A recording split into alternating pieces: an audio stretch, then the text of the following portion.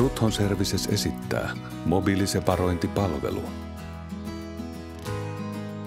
Yksikkö saapuu tilalle sovittuna ajankohtana.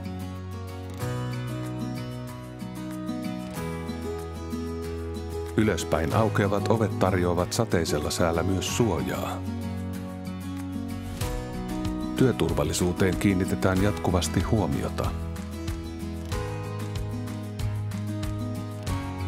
115 kilowatin aggregaatti toimii virtalähteenä koko yksikölle. Tehokkaat ja repivät uppopumput siirtävät paksuimmankin lietteen separointiruuveille. 6 tuuman poistoletkulla nestejäis siirtyy tehokkaasti jopa 100 metrin päähän. Nyt yksikkö on valmis separoimaan.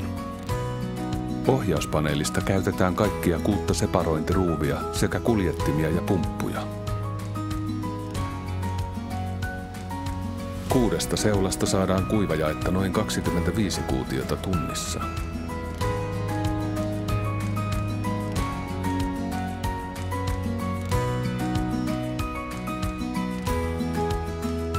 Fosforipitoisempi separoitu kuivajae on edullisempaa siirtää kauimmaisille peltolohkoille kuin raakaliete.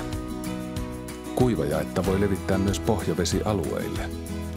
Typpipitoisempi separoitu nestejae imeytyy maahan nopeasti, vähentäen typen haihtumista ja hajuhaittoja. Separoimalla saadaan lisää tilaa altaisiin.